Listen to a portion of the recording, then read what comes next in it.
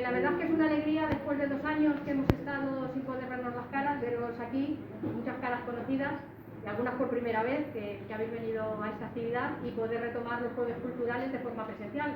Durante los 2 años, desde la Concejalía de Cultura, hemos intentado mantener una actividad cultural, pero bueno, todo ha sido a través de la red, de forma online y de forma virtual, porque bueno, pues las condiciones eran las que eran. Entonces, bueno, pues esta tarde, por primera vez aquí en el centro, vamos a empezar los jueves culturales. Y bueno, pues queríamos empezar con algo que fuera bastante interesante o muy interesante, y con una persona pues que también lo es, y que bueno, que tiene su prestigio y que tiene su reconocimiento. Entonces, bueno, pues contacté con Paco, al que agradezco mucho su colaboración por estar aquí esta tarde con esta conferencia, con las mujeres que dijeron no, las mujeres rebeldes en la historia de España. Y bueno, deciros que esta conferencia va a tener 2 partes, porque era mucho contenido para hacerlo en una sola tarde. Hoy hacemos la primera parte, el día 3 de marzo haremos la segunda parte. Están previstas también por el tema del 8 de marzo, sabéis que el 8 de marzo celebramos el Día de la Mujer y tenían ese vínculo y esa relación. Y ya, bueno, pues a partir de ahí, cada 15 días más o menos, retomaremos la actividad. Luego habrá otro espectáculo también de narración oral que se llama Rumor de Olas, que también habla sobre mujeres importantes en la pintura, en la literatura, sus biografías narradas, como Frida Kahlo, por ejemplo. Y bueno, luego ya retomaremos el mes de las letras con otras actividades en torno a la literatura. Entonces, bueno, pues la verdad es que, como os digo, es una alegría poder estar aquí, vernos otra vez las caras y poder hacer en vivo y en directo esta conferencia y esta actividad, que espero que os guste. Y lo digo, agradecer a Paco que esté aquí, que este sea el germen de más actividades que podamos hacer de este tipo, aunque ya las hemos hecho de forma virtual también con él y con otros profesores de Auladades. Y bueno, pues un poco a ver si podemos continuar con el curso que teníamos de Humanidades, que hicimos antes de la pandemia, que estuvimos 4 años, que fue muy interesante y que nos parece que es muy interesante volverlo a retomar. O bien para iniciar Humanidades 1, como hicimos anteriormente, para las personas nuevas que lo quieran hacer, o bien enfocar otros temas a nivel de cultura europea o de cultura sudamericana o de historia de Sudamérica. Bueno, ya iríamos viendo un poco más adelante. Así que nada, muchas gracias por vuestra presencia. Paco, muchas gracias, y te dejo ya que empieces con la conferencia. Pues nada.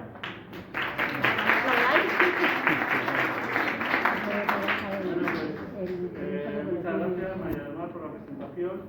En primer lugar, quiero decir que estoy muy contento de estar aquí, rodeado de caras, muchas caras conocidas.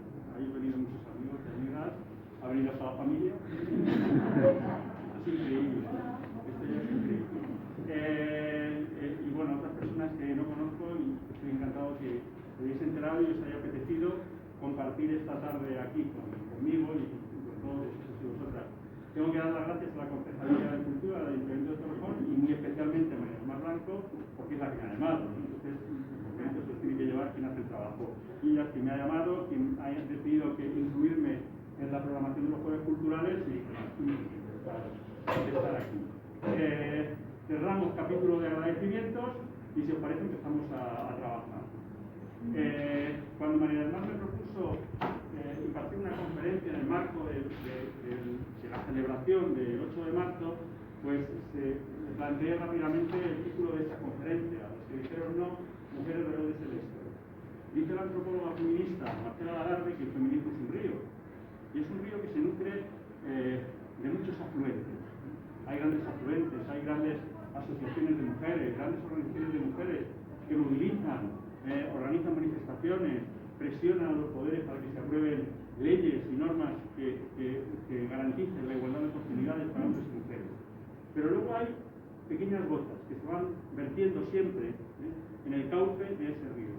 Y dice Marcela Lagarde que esas gotas las componen cada una de las mujeres individuales que dicen no en algún momento de su vida.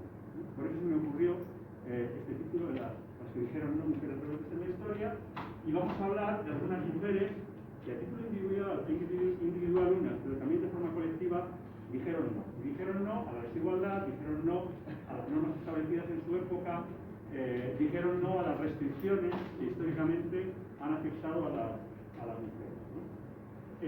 Voy a centrar estas 2 conferencias en mujeres españolas, pero es inevitable hablar de otras mujeres que exceden, que salen del ámbito español. ¿Por qué? Pues porque las mujeres luchadoras, las que dijeron no, las mujeres rebeldes, las pioneras del feminismo en España no surgieron por generación espontánea, sino que surgieron en contextos determinados e influidas por las luchas que otras mujeres estaban realizando en otras partes del mundo.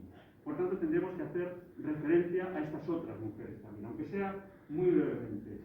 Y también, y con eso voy a empezar la charla de hoy, tenemos que hacer referencia a aquello a lo que dijeron no. Es decir, hoy tenemos que hablar de todo ese conjunto de limitaciones que históricamente han hecho que las mujeres ocuparan lugares subordinados en la sociedad. Y por ahí vamos a empezar. Por todo aquello a lo que las mujeres pioneras del feminismo en el siglo XIX en España tuvieron que decir no, pero antes que ellas hubo otras mujeres que también dijeron no a esas limitaciones, a esas restricciones. Probablemente la idea sobre la que se ha vertebrado la exclusión femenina, sobre el que se ha vertebrado la discriminación de las mujeres, se ha organizado la discriminación de las mujeres, ha sido la idea de la inferioridad de las mujeres. Para remontarnos a cuando se enuncia esa idea de que las mujeres son inferiores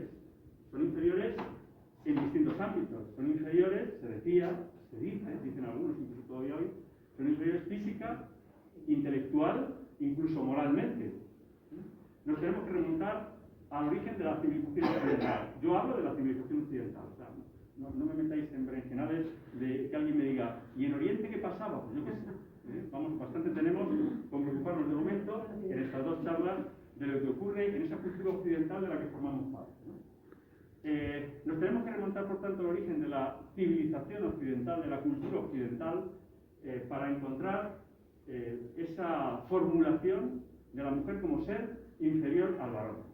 Por tanto, nos vamos a ir a Grecia. Nos vamos a ir a la antigua Grecia y vamos a analizar muy rápidamente lo que decían algunos de los grandes filósofos griegos sobre la naturaleza de la mujer. Si nos vamos al siglo VI a.C., nos encontramos con los filósofos presocráticos. Los filósofos presocráticos, es decir, la primera filosofía, ¿os acordáis del instituto? Tales de Mileto, Anaximandro, Anaxímenes, ya planteaban una idea diferenciadora con respecto a las mujeres y hablaban de la raza de las mujeres como una raza distinta a la de los hombres. Bueno, hasta aquí no pasa nada, ¿no? Raza de las mujeres, raza de los hombres.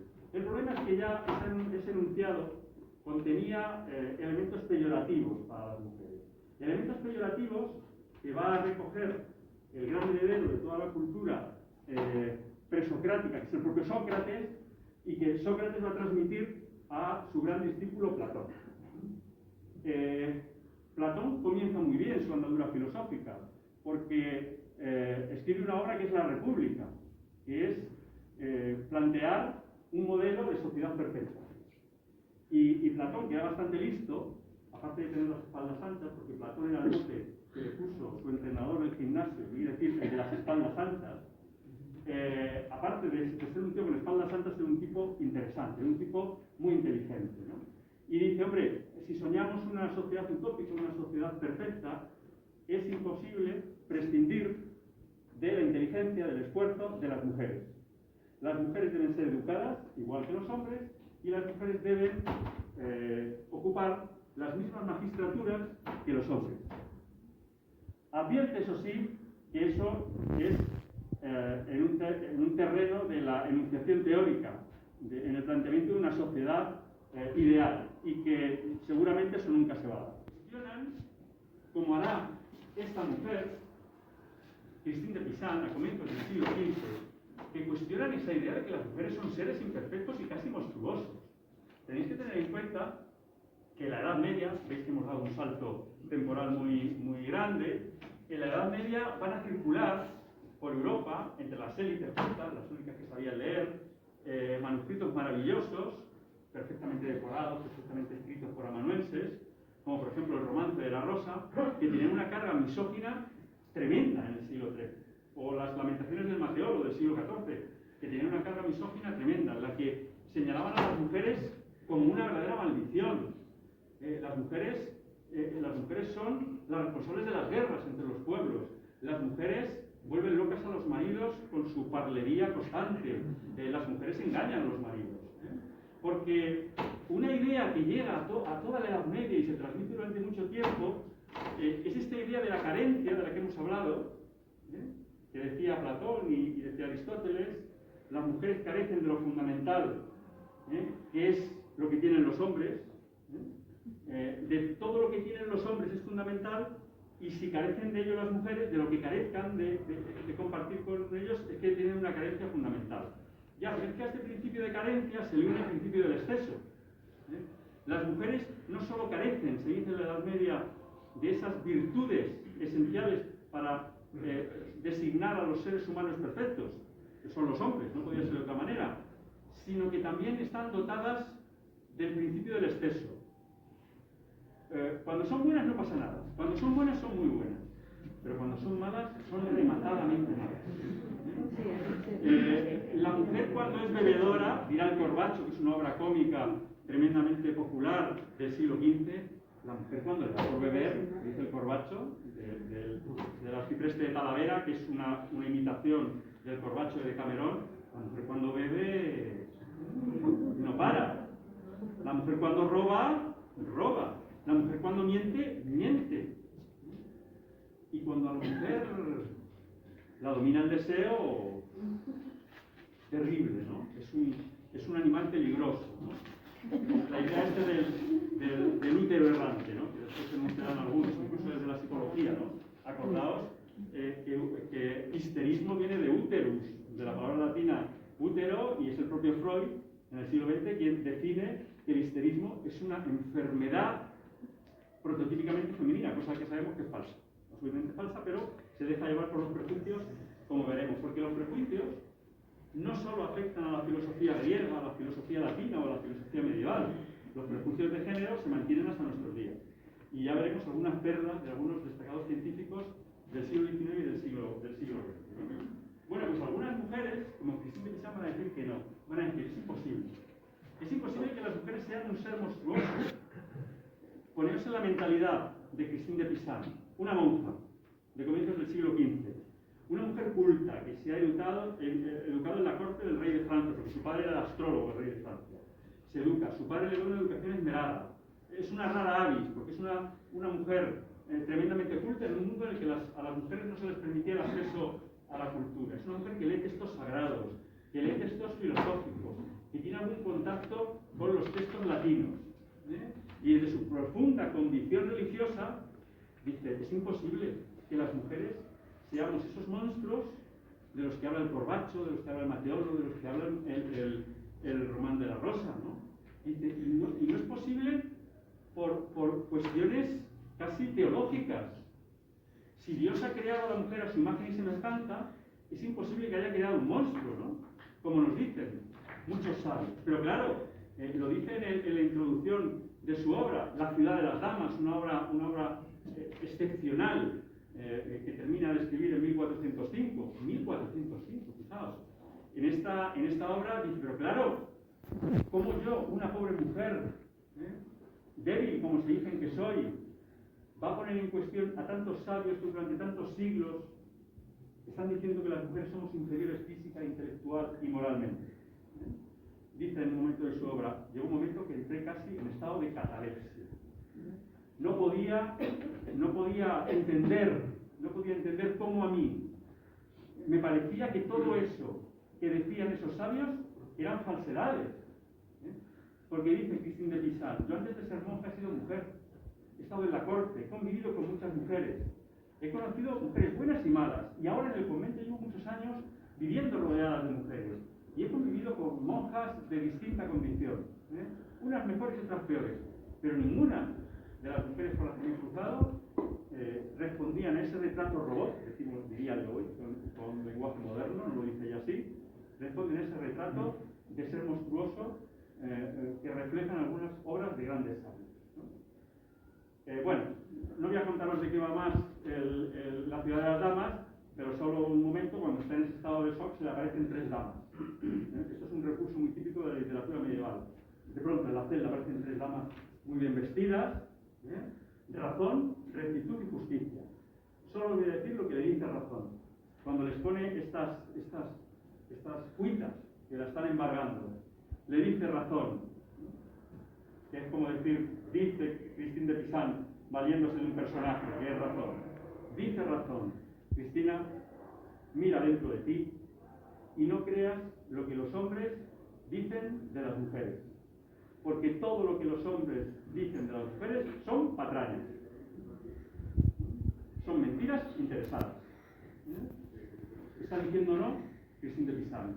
El libro es mucho más complejo, simplemente lo simplifico mucho, profundiza en muchos temas, critica a aquellos que dicen que las mujeres son avaras, que restringen los gastos de sus maridos y que no son responsables, porque lo que tienen que hacer esas mujeres es garantizar el alimento de sus hijos y regañan a sus maridos cuando gastan en la taberna el dinero que sus hijos necesitan. Eso no les hace avaras, les hace responsables. Un ejemplo, ¿no?, de las muchas cosas que va diciendo, que le va diciendo Razón a las preguntas que le plantea Christine de Pizan, con una retórica bastante fuerte y con un mensaje bastante claro, ¿no? Por tanto, Christine de Pizan está negando la mayor, está negando la idea de que las mujeres sean inferiores física, moral e intelectualmente. Evidentemente, Christine de Pizan es una mujer de su tiempo, reconoce la mayor fragilidad del cuerpo femenino, dice ella. Esto no lo pongo en cuestión. Pero, porque un cuerpo frágil tiene que ir acompañado de una mente incompleta, como dicen que tenemos las mujeres. Yo tengo capacidad para el estudio, yo entiendo lo que leo, yo tengo capacidad racional, dice Christine de Pizan. Y sobre todo, ¿de dónde se infiere que una mujer, por el mero hecho de ser mujer, tiene una moral vinculada al pecado o inclinada al pecado? Esto lo hace totalmente Christine de Pizan. Casi 70 o 80 años después que Christine de Pizan va a ser Teresa de Cartagena. Teresa de Cartagena es una chica, una niña, que era hija de una familia muy bien situada en la corte de Juan II, para que le identifique Juan II, el padre de Isabel la Católica, muy bien asentada en el Consejo Real, bueno, una familia muy acomodada, y el futuro de Teresa de Cartagena pues era ser una chica que cuando llegase a los 15 años, pues convertirse en una noble de buena familia casadera y que se casase con algún miembro de la nobleza o algún secretario de la corte. Sin embargo, Teresa de Cartagena sufre una enfermedad. No sabemos cuál, pero sí sabemos las consecuencias de esa enfermedad porque nos lo cuenta ella. Se queda sorda, totalmente sorda. Esto es un shock y una limitación para una joven casadera, pero sobre todo es un impacto emocional tremendo para ella. Y se produce algo que se va a dar en muchos momentos de la historia con las místicas, que es esta idea de la enfermedad como camino hacia la espiritualidad, ¿no? La enfermedad como camino. Ella entra en una fase de profundo misticismo que le va a llevar a decidir que no se va a casar con ninguno de los posibles pretendientes y va a entrar en un convento. Entra en un convento y se dedica a algo que la apasiona, que es el estudio. La lectura de los textos sagrados, la lectura de lo que hubiera relacionado con la filosofía grecolatina, los padres de la Iglesia, y escribe un libro que es una profunda reflexión teológica sobre la enfermedad. Esta idea, ¿no?, de cómo la enfermedad me conecta con Dios y cómo la enfermedad, que es algo malo, se ha convertido en algo maravilloso, porque gracias a la enfermedad de mi sordera me he convertido en alguien que ha tenido un contacto íntimo y estrecho con la divinidad, ¿no? Esta obra se llamaba La Arboleda de los Enfermos, que no me diréis que no es un título bonito, precioso. La Arboleda de los Enfermos. Bueno, escribe La Arboleda de los Enfermos en lo que no hay ningún tipo de queja ni ningún tipo de reivindicación. Narra su experiencia mística, o pseudomística. El problema es las reacciones que tiene este manuscrito. Sus reflexiones eran de tal profundidad teológica que algunos lectores de La Arboleda de los Enfermos dicen dos cosas. Una de dos. O esta obra de tanta profundidad y tanta sensibilidad y conocimientos teológicos ha sido escrita por un hombre que ha emboscado su identidad con nombre de mujer, incluso podría ganar el premio Planeta hoy día, o una de dos, o es una mujer quien efectivamente ha escrito este libro, pero se ha servido del plagio y ha copiado de acá y de allá, porque es imposible que de la pluma de una mujer salga una obra de esta profundidad. Y es entonces cuando ella me la imagino enfadadísima en su celda, diciendo, pues ahora se van a enterar. Es cuando entonces ella decide escribir admiración de las obras de Dios. Una obra que entra de lleno en un fenómeno, tampoco puedo explicar aquí, que es la querella de las mujeres, las quejas de las mujeres. ¿Qué va a hacer en esta obra Teresa de Cartagena? Primero, decir, la arboleda de los enfermos la he escrito yo.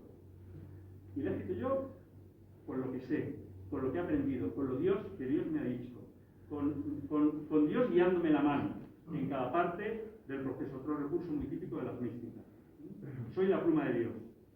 No soy yo la que escribo, o sí, soy yo la que escribo, pero quien me dicta es el de arriba. Una forma para poder decir lo que no podría decir de otra manera, ¿no? Porque si alguien quiere cuentas, que le pregunte al de arriba, por lo que has escrito. Pero es que además, esta defensa individual de su autoría, que podría haber quedado en eso, una defensa individual de su autoría, le sirve para dar un salto claro del yo al nosotras. Primero ella defiende su capacidad para escribir, su capacidad para reflexionar sobre cuestiones teológicas y sobre cuestiones morales. Pero de ahí pasa a decir, no solo yo, las mujeres que tengan acceso a la lectura, al estudio, pueden hacer esto mismo que he hecho yo. Porque las mujeres no somos esos seres imperfectos de los que hablan tantas obras, sino que somos obras dignísimas, seres dignísimos, porque, y volvemos a la idea de Cristín de Pizan, el gran obrero Dios no puede haber hecho esa chapuza que decir que somos las mujeres. Tenemos otra mujer que dijo, ¿no? María de Zayas y Sotomayor, unos siglos más tarde, dando estos saltos con vértigo que estamos dando en el tiempo, hasta llegar al tiempo que nos importa más, que es el siglo XIX. María de Zayas y Sotomayor no es una monja, ya es una novedad. No es una monja, porque estáis viendo que estamos hablando de monjas. ¿Por qué estamos hablando de monjas que dicen no? Porque son las únicas que podían decir que no. Las monjas, el convento fue para muchas monjas una cárcel. Fue a donde las enviaban sus padres de la nobleza para no pagarles las dotes que necesitaban para casarse, o pagarles una dote menor para entrar en el convento, que si fueran casaderas. Se decía que siempre había que dedicar una familia de alta nobleza y tuviera muchas hijas, había que dedicar una parte a casar y la otra a monacar. Pues claro, era mejor dotar muy bien a dos, cuanto mejor era la dote, mejor era el pretendiente, mejor era la alianza familiar con una familia de alto postín, de la nobleza, era mejor dotar bien a dos que dotar regular a cuatro. Por tanto, dos a casar y dos, por ejemplo, a monacar. Para muchas fue una cárcel, pero para otras mujeres, para las que tuvieron la posibilidad de elegir el convento y lo decidieron, fue una oportunidad de hacer lo que no hubieran podido hacer nunca, por muy privilegiadas que fueran, si se hubieran casado y hubieran tenido hijos, que es estudiar, que es reflexionar, que es tener tiempo para profundizar en eso que a muchas les apasionó, como a Cristín de Pizan o a Teresa de Cartagena. Por tanto, por eso vemos tantas monjas rebeldes, tantas monjas que dijeron no porque eran prácticamente las únicas que podían hacerlo. Y claro, las monjas que dicen no son las monjas de la élite, no las monjas de las clases populares que entran a hacer las labores del convento para las madres, ¿no? Por lo tanto, estas dos variables hay que tenerlas en cuenta, ¿no?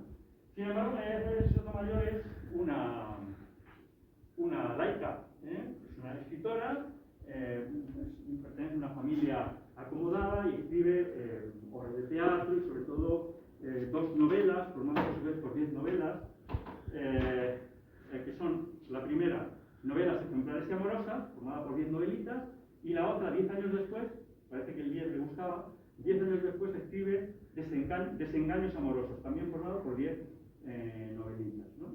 Lo más importante de la obra de María de Zayas y Sotomayor es que casi siempre las protagonistas de sus novelitas, que componen una novela y después los personajes van entremezclándose, van relacionándose, son mujeres. Y no solo son mujeres, sino son mujeres decididas en muchos casos. Y son mujeres que son presentadas como virtuosas, no como seres abyectos, sino como seres virtuosos, ¿no? Y son muy, muy interesantes sus prólogos, porque los prólogos, de alguna manera, los utiliza para plantear su visión y su crítica a la situación que vivían las mujeres en el siglo XVII. Os he traído dos pequeños fragmentos, ¿no? El más famoso es el de abajo, en el cual hace un propósito de por qué escribo, ¿no? De por qué escribo. Y dice, bueno, soy la que quiere defender a las mujeres, la que pretende enmendar a los hombres y la que quiere que el mundo no sea, y la que quiere que no sea el mundo el que siempre ha sido. Quiero que el mundo sea distinto. Y una forma de cambiar el mundo es acabar con esa idea que marca la vida de las mujeres, dice ella, que es la idea de la inferioridad. Es la idea transversal que estamos utilizando como hilo conductor de esta charla. Si os dais cuenta, todas estas mujeres de las que os estoy hablando tiran del mismo hilo. Tiran de ese hilo que habla de la desigualdad de las mujeres y lo cuestionan. Intentan cortarlo, intentan señalar que la desigualdad de las mujeres no tiene su origen en la imperfección de las mujeres, sino que la desigualdad de las mujeres es fruto de un sistema impuesto. ¿Por quién? Pues por los hombres. No podían ser escultas, y algunas como esta, que venían de la clase popular, pero acceden al mundo de la cultura, con mucha más fuerza a partir del siglo XVIII. Y comienzan a tirar con mucha más fuerza a partir del siglo XVIII, porque en el siglo XVIII se da una gran revolución intelectual. La gran revolución intelectual que se da en el siglo XVIII es la ilustración, el pensamiento ilustrado. Los ilustrados colocan la razón en el centro del conocimiento. Intentan deslindar el ámbito de la fe del ámbito de la razón. La fe está muy bien, que se encarguen los teólogos, pero de la razón nos vamos a encargar nosotros, los filósofos. Y vamos a intentar construir un mundo no sobre la base de la fe, sino sobre la base de la razón, respetando la fe de cada cual, ¿no? Además de esto, los pensadores ilustrados plantean la teoría de los derechos naturales. Dicen los ilustrados, todos los seres humanos nacen con derechos naturales, que son la libertad, la igualdad, la dignidad y el derecho a la propiedad. Esto es poner una bomba debajo del sistema ideológico del antiguo régimen, debajo del sistema de la sociedad estamental. La sociedad estamental decía, tú naces noble, te mueres noble. Tú naces campesino, te mueres campesino. ¿Y por qué? Porque lo ha querido Dios, providencia divina. Se acabó el debate. Por tanto, la sociedad del antiguo régimen se construía sobre un principio vertebrador que era la desigualdad natural de todos los seres humanos. Pues llega Rousseau, llega Montesquieu, Diderot, Voltaire, D'Alembert, y dicen, no, que es al revés, que las sociedades no hay que construirlas sobre la desigualdad natural de los seres humanos. Eso es un error. Hay que construirlas sobre la igualdad natural y la libertad de todos los seres humanos. ¿Cuál es el problema de los ilustrados? Pues el mismo que el de los griegos, que cuando dicen humanidad piensan solo en hombre, piensan solo en varón. De tal manera que después de haber dicho que todos los seres humanos nacemos con derechos naturales, rápidamente tienen que ir a desdecirse y dejar claro en sus obras, como hará Rousseau, que cuidado, que cuando está hablando de los seres humanos dotados con esa plenitud de derechos naturales, está hablando sobre todo de los hombres y no tanto de las mujeres. Porque si bien los hombres nacen con derechos naturales y las mujeres también, la función que tienen que desarrollar las mujeres en la sociedad les imposibilita por naturaleza y porque ellos los dicen, para ejercer de forma libre y autónoma esos derechos naturales con los que en teoría han nacido. Es decir, una verdadera pirueta intelectual para decir, chicas, vosotras no entráis en esto. Claro, pero dice la filósofa Amelia Valcárcel que la idea de libertad y de igualdad son dos ideas cabezotas, que cuando te entran en la cabeza de que puedes ser libre y puedes ser igual, pueden amenazarte con que no lo pienses, pero no van a evitar nunca que lo pienses, aunque no puedas hacer nada, Pues bien, va a haber algunas mujeres que se van a agarrar a este clavo ardiendo del pensamiento ilustrado, que van a coger a Rousseau, las ideas de Rousseau, por la pechera y van a decir, no, no vale que Rousseau se les diga, porque lo dicho, dicho está. Todos los seres humanos nacemos libres, iguales y con derecho a la propiedad. Y las mujeres, en tanto humanas, nos sentimos aludidas, y nos sentimos incluidas en esos derechos. Este debate va a ser al principio un debate intelectual, pero muy pronto este debate intelectual se va a convertir en algo real. ¿Cuándo se convierte este debate en algo real? Cuando en 1789 una multitud toma la Bastilla y comienza la Revolución Francesa. Comienza la Revolución Francesa, se politiza muchísimo la sociedad francesa, Rousseau va de boca en boca, el contrato social de Rousseau en fascículos se vende y las gentes de la ciudad de París lee a Rousseau, y dicen algunos historiadores, nunca en la historia se utilizó tanto la palabra libertad y la palabra igualdad como en esos meses anteriores y posteriores al inicio de la Revolución Francesa. Claro, las mujeres se van a sentir aludidas, algunas mujeres, sobre todo las mujeres de las élites cultas, y también van a salir a la calle, y también van a participar en los sucesos revolucionarios, y también van a querer participar en los clubes políticos, que era como se llamaban en ese momento el embrión de lo que después serían los partidos políticos. Los jacobinos, los girondinos, los cordeliers, los fruillans, y las mujeres, algunas mujeres de la élite culta van a intentar entrar en estos clubes políticos masculinos y les van a decir, no, ¿dónde vas? No es que yo quiero participar en esta asamblea, en esta reunión, quiero participar en la constitución de una nueva nación soberana, quiero ser ciudadana. ¿No estáis diciendo eso los revolucionarios? Que hemos dejado de ser súbditos y hemos pasado a ser ciudadanos. Las mujeres queremos ser ciudadanas ya, pero no es así. No es así. A las mujeres se les va a cerrar la puerta de los clubes políticos masculinos, van a poder crear clubes políticos femeninos, pero a la hora de la verdad, a la hora de participar en las decisiones de la Asamblea Nacional, se les va a decir que no. El único pensador ilustrado que llega vivo a la Revolución Francesa es Condorcet. Y Condorcet es el único que entiende las reivindicaciones de estas mujeres. Y es Condorcet quien lleva a la Asamblea Nacional una propuesta para que se permita a las mujeres votar, para votar a los diputados que van a hacer la Constitución de 1791, y no solo votar, sino ser votadas. Porque entiende Condorcet que solo estarán representados todas las sensibilidades de la nación si hay mujeres representadas en la Asamblea Nacional. Pero claro, esto lo propone Condorcet, con el aplauso de estas mujeres que quieren participar en política, pero a la hora de votar se queda Condorcet con la mano solo levantada. Es decir, el conjunto de la Asamblea Nacional niega el derecho al sufragio a la mujer, ¿no? Pues va a haber una mujer que va a decir que no a esto, y una mujer que va a decir que no de manera activa va a ser Olympe de Gouges.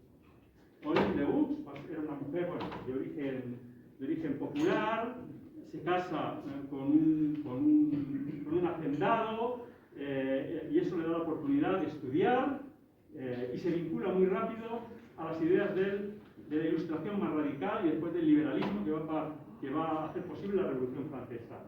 Y Olympe de Gouges va a participar en los sucesos revolucionarios, va a salir a la calle a proclamar la revolución, pero se da cuenta que cuando en 1789 los revolucionarios franceses publican lo que sería como un adelanto de la Constitución, que es la Declaración de los Derechos del Hombre y el Ciudadano, cuando se pone a repasar esta declaración, dice, aquí no aparecemos las mujeres.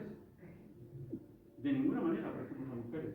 Y entonces publica una obra que es la Declaración de los Derechos de la Mujer y la Ciudadana, que es una copia de la Declaración Universal de los Derechos del Hombre y del Ciudadano, pero añadiendo a las mujeres, dejando bien claro que esos derechos que se reconocen a los hombres también son derechos que se les reconocen a las mujeres.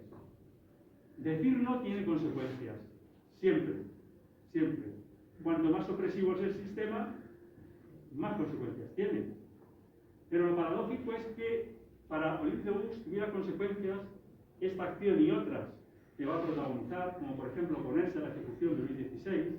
Ella defendió que no se podía construir una revolución sobre un charco de sangre. Lo terrible es que estos posicionamientos de Olympe de Gouges le costaron la cabeza en un proceso revolucionario que pretendía cambiar el mundo como era la Revolución Francesa. Pero el hecho es que le cuesta la cabeza. En 1793 va a ser guillotinada. Y cuando se lee el expediente por el que es guillotinada, es terrible lo que dicen los revolucionarios franceses. Dicen que Pauline de Buch ha sido guillotinada por olvidar sus obligaciones inherentes como mujer. Sus obligaciones inherentes como mujer. Y por haber llevado la irracionalidad, se supone que la irracionalidad femenina, a la nación francesa. Bueno, Mary Wollstonecraft. Pauline de Buch fue una activista. Mary Wollstonecraft, una teórica, aunque también tuvo algo de mujer de acción. Fueron dos mujeres contemporáneas, dos mujeres que no sabemos si se conocieron, pero dos mujeres que pisaron el mismo suelo, París, entre 1792 y 1793. Por desgracia, Pauline de Buch no pudo pisarlo más allá de 1793, porque su cabeza rodó bajo la presión de la guillotina, ¿no? Pero estuvieron en el mismo escenario. Mary Wollstonecraft es una inglesa, era una inglesa de familia medio alta, no era aristócrata, era hija de un empresario del textil inglés. Pensad que está desarrollándose desde 1750 la industrialización en Inglaterra. Su padre le va muy bien los negocios al principio y después le van mal. Y ella tiene que un poco que buscarse la vida, tiene que empezar, una chica bien que de pronto tiene que trabajar de institutriz, lo que era un desdoro tremendo en la época, porque la institutriz era poco menos que una criada que enseñaba a las niñas de las familias bien. Pero fue una mujer rebelde, una mujer que quiso siempre presentarse a sí misma como un proyecto de mujer nueva. Pensó que ella no solo debía reclamar un nuevo modelo de ser mujer, sino que lo debía simplificar con su propia vida. Ella misma quería ser el modelo. Es una mujer que entra en contacto con las ideas ilustradas, se fascina, lee a Rousseau y se enamora de Rousseau hasta que se da cuenta de las trampas que hace Rousseau, dejando a las mujeres al margen. Aún así, cuando está en la Revolución Francesa, participa en todos los debates de los círculos preliberales ingleses, en los que me imagino también a estos extasiados con la Revolución Francesa diciendo esto es lo que tenemos que hacer en Inglaterra, esto es lo que tenemos que hacer en Inglaterra, ¿no? Pero los franceses lo están haciendo bien. Comienza a colaborar con una revista, se llama Analytical Review, y Analytical Review le hace en un momento determinado una oferta que no puede decir que no. Por supuesto, en todo este trasiego va diciendo que no a ciertas ofertas amorosas, y va comenzando a ser de alguna manera señalada porque va entrando ya en una edad peligrosa para una joven que puede terminar quedándose para vestir santos, ya sabéis, ¿no? Entonces empieza ya a ser mirada por reojo en su entorno social. Pero su necesidad su compromiso político, su necesidad de seguir estudiando, de seguir aprendiendo, es donde ella concentra todos sus esfuerzos, ¿no? Y Analytical Review, la revista, le ofrece la oportunidad de su vida, que es marchar a París a cubrir la Revolución Francesa y a enviar crónicas desde París que se van a publicar en el Analytical Review. Hace el equipaje, se va a París. En París se queda alucinada, fascinada, bueno, enamorada de la Revolución Francesa, hasta que empieza a funcionar la guillotina y ya la cosa, hasta que se da cuenta que los clubes políticos femeninos que habían sido utilizados en principio se cierran, los cierra Robespierre, los prohíbe, y que algunas disidentes dan con su cabeza en el cesto. Aún así, va a estar siempre comprometida con la Revolución Francesa y siempre defendiendo la Revolución Francesa, aunque considere que se han cometido excesos. Pero considera que es el camino a seguir, ¿no? Y escribe una obra fundamental para entender el surgimiento del feminismo como teoría filosófica. Escribe Vindicación de los Derechos de la Mujer. Vindicación es lo mismo que reivindicación. Reivindicación de los derechos de las mujeres. ¿Qué dice en este libro Mary Wollstonecraft? Pues lo que dice es, o lo que hace, mejor dicho, es una crítica profundísima que consideraba su maestro filosófico y espiritual, que es Rousseau. Es decir, critica punto por punto todo lo que dice Rousseau acerca de las mujeres. Le dice algo así como: eres mi maestro, creo que el contrato social es la obra definitiva gracias a la cual ha sido posible la Revolución Francesa, pero en relación a las mujeres has sido tremendamente injusto y has hecho trampas a tu propia lógica filosófica. Y detalladamente va cuestionando cada una de las afirmaciones de Rousseau, diciendo no, no, no y no, y dejando claras alternativas a lo que dice Rousseau. Tiene un montón de frases luminosas, vindicación de los derechos de la mujer, muchas, pero quizá la más potente, que serviría como eslogan para el feminismo del siglo XXI, aunque sea una frase escrita a finales del XVIII, que es: no deseo que los hombres tengan poder no deseo que las mujeres tengan poder sobre los hombres, sino sobre ellas mismas. Que tengan posibilidad de decidir, que tengan posibilidad de ser autónomas, que tengan posibilidad de construir su propio proyecto vital. Porque dice ella, que nos educan a las chicas de la burguesía inglesa. Nos educan a que aprendamos a saltar de palito en palito en la jaula, pavoneándonos para atraer a un joven incauto y cazar una esposa. Y ahí se acabó la gloria de nuestras vidas, porque en cuanto cazamos un esposo, nos convertimos en las sirvientas de ese esposo.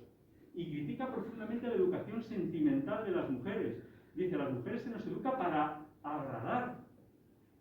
Se nos educa para agradar porque como tenemos que cazar un esposo, se nos educa para que agrademos a todo el mundo y específicamente a aquel que tenemos que cazar. Pero ese querer agradar siempre va en contra de nuestra naturaleza. Porque uno no quiere naturalmente agradar siempre y a veces quiere no agradar. Y porque para agradar siempre tenemos que decir que somos felices cuando no lo somos. Sonreír cuando queremos poner cara de perro. Y mentir cuando queremos decir algo que no podemos decir porque si no dejamos de agradar. Esto que dice Mary Wollstonecraft es de una gran profundidad y es algo que todavía nos puede servir, ¿no? Cómo a las mujeres se les sigue educando todavía para agradar. Se les sigue educando para que no digan no. Y lo que dice Mary Wollstonecraft, las mujeres tenemos que aprender a decir no. Por tanto, una gran representante de eso que hemos dicho, mujeres rebeldes que dijeron, Mary Wollstonecraft se inicia la teoría feminista. El feminismo es un árbol con dos grandes ramas. Una es la teoría y otra es la acción. Una cosa es la tradición filosófica del feminismo, que viene de Mary Wollstonecraft hasta nuestros días, y que esa tradición filosófica y científica la componen cientos de miles de artículos, miles de libros publicados desde 1792 hasta hoy. Eso sería una rama de ese árbol, y la otra rama es el movimiento social. De nada vale una teoría perfecta si después esa teoría y esa reivindicación de derechos no se plasma en el movimiento organizado de mujeres que presionan para que esos derechos sean posibles obtener, ¿no? ¿Cuánto se tarda de la enunciación teórica de Mary Wollstonecraft en 1792, que es un libro, una pura teoría? ¿Cuánto se tarda para que surja esa otra rama, la del movimiento social? Pues algo más de 50 años.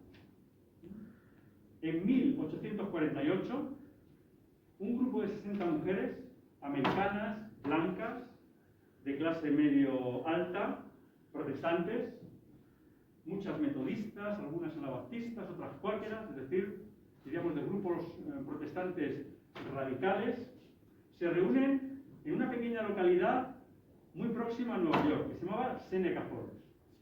Y en esa localidad de Seneca Falls, durante 2 días, esas mujeres, esas 60 mujeres y algunos hombres que las acompañan, algunos maridos de ellas, van a escribir un documento, que podríamos decir que es el primer documento reivindicativo con vocación de aplicación práctica que realizan un grupo de mujeres de manera organizada. Ese documento ha sido llamado Declaración de Sentimientos, Declaración de Pareceres o la Declaración de Seneca Falls. Incluye una serie de puntos, que sería muy interesante ver, pero no podemos, que quieren enviar a los congresistas de Estados Unidos y que van a enviar a los congresistas de Estados Unidos. Resumiendo de manera muy sintética, ¿en qué consisten estos puntos de la Declaración de Seneca Falls? Primero, exigir la igualdad legal de las mujeres. Punto primero. Punto segundo, exigir que las mujeres puedan subirse a la tribuna pública y participar en actos públicos, Punto tercero. Reforma de la legislación matrimonial.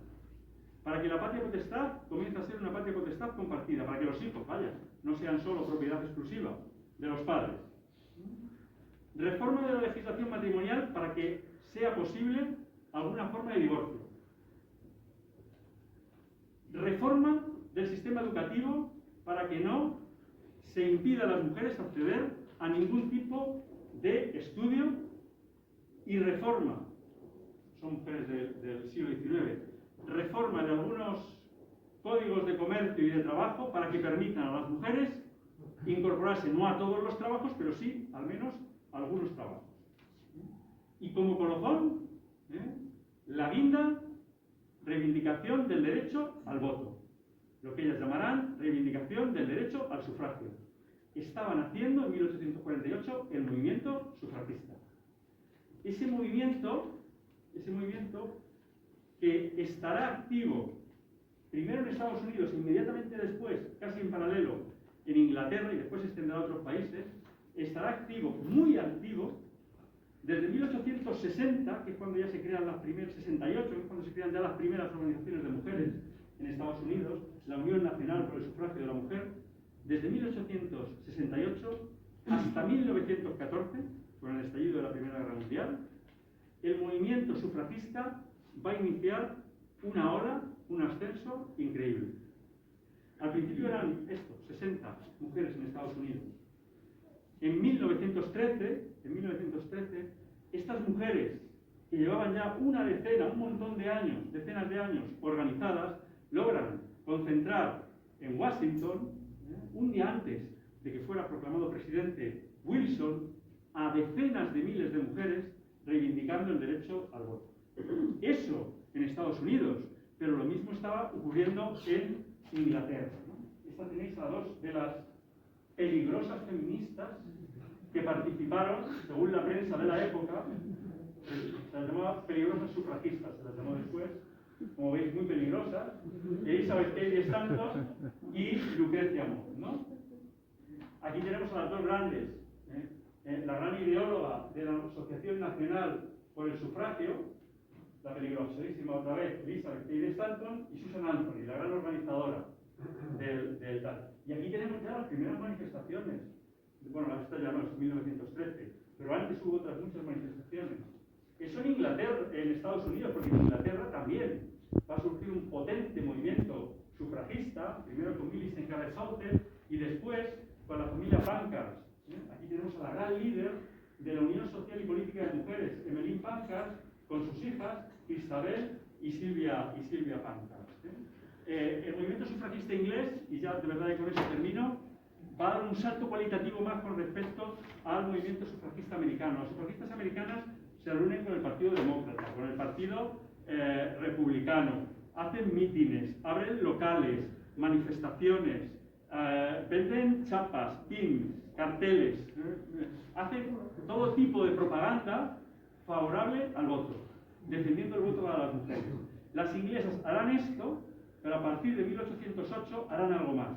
Dirán, nos hemos cansado de presionar a los partidos políticos y vamos a pasar de la política de las palabras a la política de los hechos. Y es entonces, habréis visto alguna película, os recomiendo, sufragistas, en la que estas mujeres dejan de ir a hablar con los partidos, comienzan a reventar los mítines de los partidos. Cuando un orador dice, vamos a hacer en campaña electoral, levanta una la mano, y sobre el voto de las mujeres, ¿qué van a hacer ustedes? Bueno, se estudiará, levanta otra la mano, y el voto, y hay que suspender el acto, porque todas se organizan para preguntar por el voto de las mujeres. Después a veces reciben a los candidatos con tomates. En otras ocasiones rompen los escaparates del centro de Londres para que las detengan, para así dar mayor publicidad a la causa sufragista. Como las detienen y se consideran presas políticas, se niegan a ir con las presas comunes. Como las lleva el gobierno con las presas comunes, se declaran en huelga de hambre y de pronto el gobierno inglés tiene un problema. Tiene mujeres de clase media alta, algunas esposas de diputados, algunas esposas de grandes comerciantes e ilustres industriales en la cárcel haciendo huelga de hambre con el peligro de que se mueran por haber roto el escaparate de un cristal. Pero el gobierno no quiere ceder, porque ceder sería un síntoma de debilidad. Y entonces hace esto, decide alimentarlas forzosamente. Ya sabéis que la sonda nasogástrica es muy peligrosa, ¿eh? Algunas sí que están casi a punto de morir porque el alimento les entra en los pulmones. Bueno, esta lucha va a hacer que las sufragistas estén día sí y día no en la portada de la prensa británica. Y termino con esta reflexión. ¿Cómo es posible que un movimiento como el sufragista, que movilizó a decenas de miles de mujeres durante más de 50 años, que logró que al final los gobiernos tuvieran que ceder, y tanto el gobierno norteamericano como el gobierno inglés, después de la Segunda Guerra Mundial, conceder el voto a las mujeres, cómo es posible que esta gran movilización social haya ocupado un espacio ínfimo en los libros de historia? Corríjome, no haya ocupado, sigue ocupando un espacio ínfimo en los libros de historia. Hay movimientos sociales con mucha menos proyección que el sufragismo, pero eso sí, liderado por varones, que ocupan los libros de historia, los libros de texto de los niños, de los chicos de instituto, de bachillerato, un espacio más amplio que el movimiento sufragista. Por algo será, ¿no? Por algo será. Bueno, dejo aquí por si bueno, fueron detenidas por aquí, y yo quería haber empezado hoy por esto, pero lo voy a por el próximo día, porque si no me vais a echar, o os vais a ir, mejor dicho, que es más humillante que os vayáis. Pero lo dejamos aquí. Cuando pasaba todo eso en el mundo, eso que hemos contado de manera absolutamente telegráfica y seguramente errática, ¿qué estaba pasando en España? Cuando las mujeres inglesas y americanas están luchando por el voto, evidentemente que mujeres, también hay que decirlo, ya lo he dicho, en Seneca Falls son mujeres blancas de clase media alta. Las sufragistas inglesas son mujeres blancas de clase media alta, aunque en Inglaterra hubo un momento, no fue muy largo, pero hubo un momento en el que se unieron mujeres obreras del sector textil a la causa feminista. Enseguida lo voy a contar. Es porque una de las hijas de Melin Pankhurst entra en contacto con el socialismo y logra atraer a un montón de mujeres obreras, diciéndoles que el sufragismo no es solo el voto para las mujeres, sino es también la lucha por unas mejores condiciones de vida, un mejor salario y un respeto de los derechos laborales de las mujeres, y una equiparación con respecto a los derechos de los varones. Pero claro, evidentemente la mayoría fueron mujeres de clase media, medio alta. Pues bien, ¿qué pasaba? En España, cuando los sufragistas estaban gritando a favor del voto, pues yo os lo adelanto, en España pasaba mucho menos porque España tenía unas características muy distintas a las de Inglaterra desde Estados Unidos.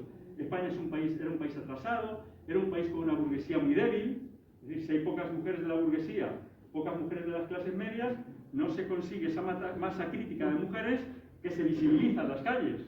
Claro, si sales con 10 o 12 a la calle gritando quiero el voto para las mujeres, dicen, bueno, pues venga, tú grita que no eres molesta. Otra cosa es que salgas con 5, 10 o 15.000 mujeres a la calle. Eso va a hacer que las mujeres que digan no y que protesten por la situación de discriminación que sufrían las españolas sean a veces voces que claman en el desierto, es decir, sean una vez más individualidades a las cuales les costó mucho crear un tejido social que las acompañase en esas reivindicaciones para acabar con la idea de inferioridad de las mujeres y para reivindicar derechos para las mujeres con respecto a los varones. Pero bueno, lo dejamos aquí. Si tenéis alguna pregunta, muchas gracias. Y creo que me ha gustado el tiempo.